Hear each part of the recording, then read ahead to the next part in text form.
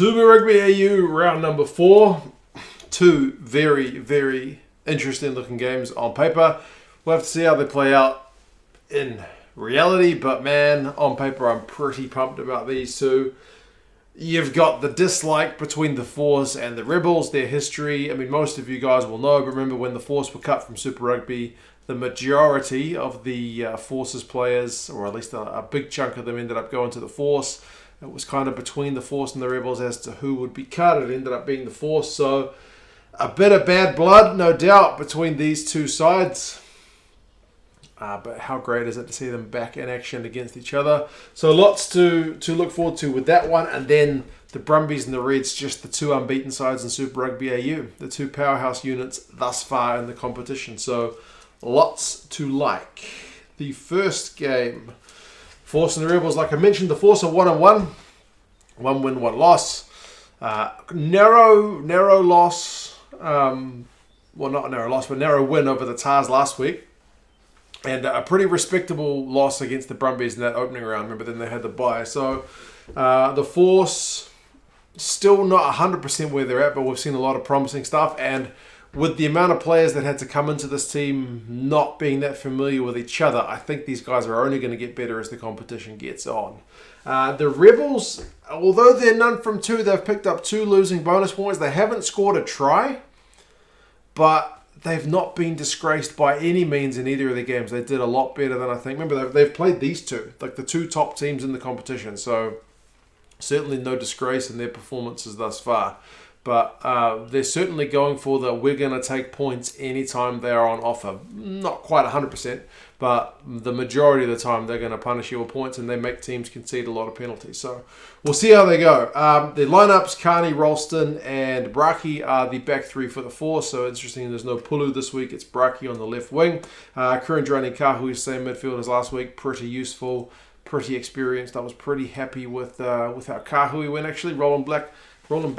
Rolling back the years in terms of his performance level. So he's still got a bit of fight in the old legs. And Kurandrani, I think, in terms of Wallabies selection, could certainly use a few big games because there's a few young guys coming onto the scene as well in that midfield in Australia. Kubeli and McIntyre are the 19 combo. McIntyre got a wee bit of criticism last week for some of his execution. Kubeli, I think, is probably needs to be the guy at 9. I know Pryor is the club captain, but I think the coach is probably making the right call. Interestingly, there's no Miotti on the bench this week as well. I haven't seen if he's injured or just not available. I'd like to see him get a crack in the 10 jersey before the season is out, but we'll have to see how things go. The forward pack is Robertson, Kaitu'u, and Medrano. So they will, I don't know if it's going to be a big old battle up front, like it's traditionally been the Brumbies maul and the Reds scrum in recent times. So how these two teams go and who gets on top will be interesting because the Rebels have got some useful scrummages as well. Thrush and Macaulay are the locks. Remember, Macaulay was on the bench last week, so he's promoted to the starting lineup. That means Lee Warner moves to 6, which is not a bad thing. Gives you an extra lineup option, and he is that proper lock loose forward. He can fit in well whichever one he plays. Koteka was great last week. He'll continue on making a bunch of tackles in 7, and Bryn Stander is still there at 8. So, yeah, man, pretty useful looking squad.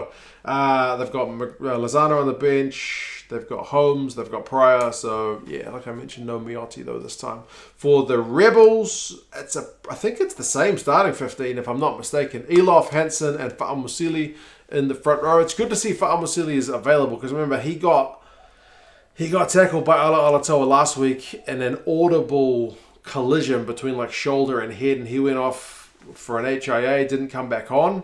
So I was kind of expecting him to be out with a bit of a return to play thing, but he must have been cleared from everything because he's named. Great to see him named. I hope he is genuinely okay because, yeah, he took a hell of a hit last week. Ross Halapeti and Trevor Hosea are the locks. So that'll be a good battle between Macaulay Thrush and Hosea Ross Halapeti. A lot of work rate in those Rebels guys. And then Kemeny, Hardwick, and Wells are the back row. Good ball handling back row. So, yeah, again, good matchup. Powell and Tamua is the 19 combo. Powell's got heaps of experience at Super Rugby level. Not quite the same amount of experience Kubeli has got in terms of like international caps anyway. But Tamua certainly has a lot of international experience, so it's kind of a reversal, right? One's got more at the 9, one's got more at the 10. Hodge and Ili are the midfields. Korobete, who has been phenomenal. He hasn't scored a try, but he's been very dangerous. Ralston's going to be busy keeping him quiet.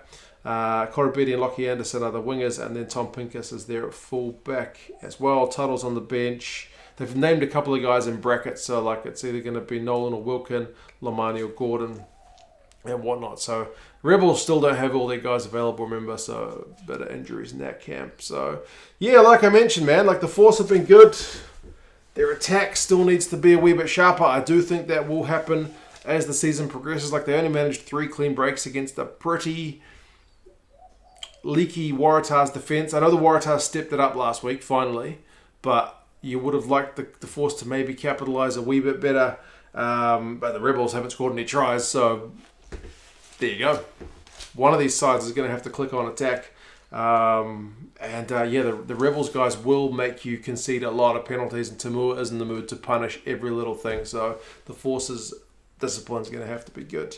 The bookies have got the Rebels by 3. Rugby Forecast, the algorithm's got the Rebels by 3, so they go into this one as favourites. It's on Friday. It's 8:45 Eastern time, so afternoon game over in Perth should be a fun one. The second one is the all top of the table clash between the Brumbies and the Reds. Very, very fun looking one. This game's on the Saturday. It's in Canberra. It's at 7:45 local time. Man, 3-0 against 2-0. Both of these sides coming off pretty narrow wins over the Rebels, you'd have to say. And the Reds have had a week off, so are they going to be fresher or are the Brumbies going to be a bit sharper? We'll find out. In a couple of days. The Brumbies have had to make a change. They've still got CO. Faenga is back in the side, which is certainly good news because their line-out was struggling a wee bit. I remember McInerney went off pretty early, so you kind of had your third choice guy doing the line-out throws. Should be a bit more solid with Faenga back. But Tom Ross is going to have to play tight head because I'll tell a red card out for 3 weeks. You better believe the Reds are going to come for them at scrum time.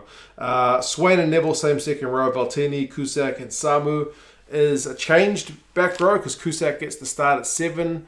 Jerome Brown was maybe a wee bit quiet last week, so it seems to be reflected in the selections just based on what I looked at last week. White and Lolosio, same 19 comp, have been very effective. White's actually taken the ball to the line occasionally, which is going to keep people guessing. And Lolosio's kicking has been pretty sharp.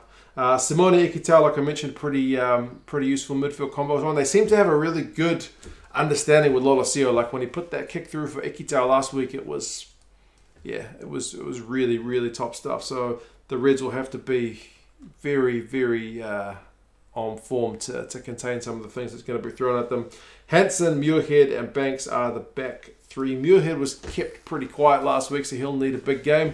Hansen, likewise, was more quiet than his game the week before, but you don't get a hat-trick every week. Ryan Lonergan, the man of the moment last week, is on the bench. Jerome Brown's on the bench, like I mentioned. So, yeah, scrum time for the Brumbies is where they're going to have to front up, and they'll want to improve their line out, like I said.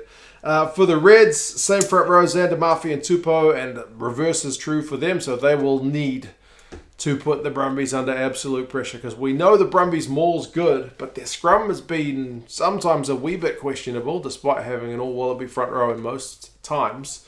But there's no questioning that Reds front row. So scrum time is an area they probably need to dominate if they want to go and get an away win at Canberra. Blythe and Salakai Loto are the locks. Good to have Salakai Loto back. Remember, he's been out for quite some time, so that's very good news. But that does mean Seru Uru drops to the bench, and he's been really good, man.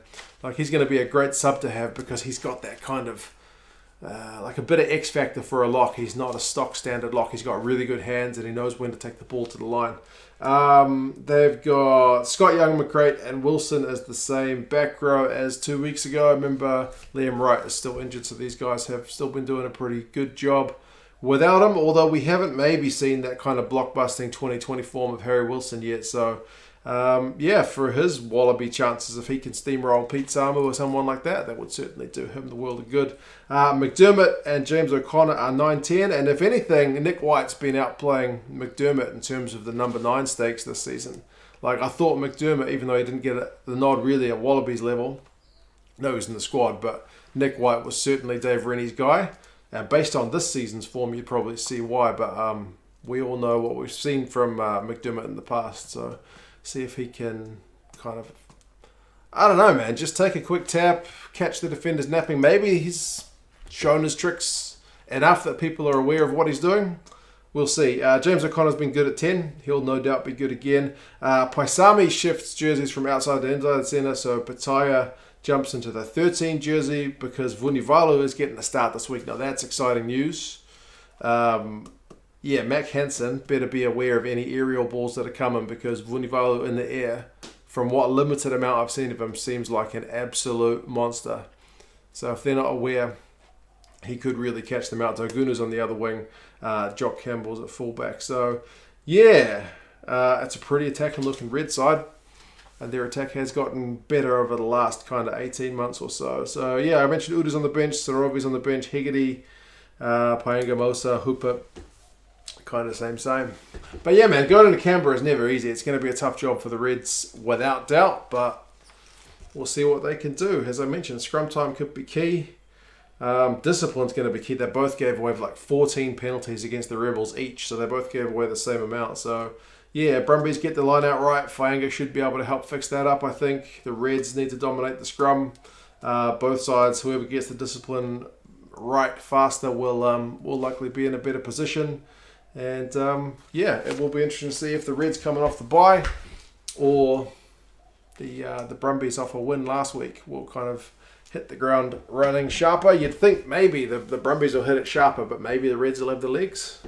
Don't know. Be an interesting one to see, but it's certainly going to be a fun week of Super Rugby AU this week. Very looking forward to it. You guys let me know your thoughts on these games. How do you reckon they're going to go? Are you backing the two home teams? Or do you think one of these away teams like the Rebels are tipped to get a win? Anyway, you guys let me know your thoughts. Talk to you again soon. See you later.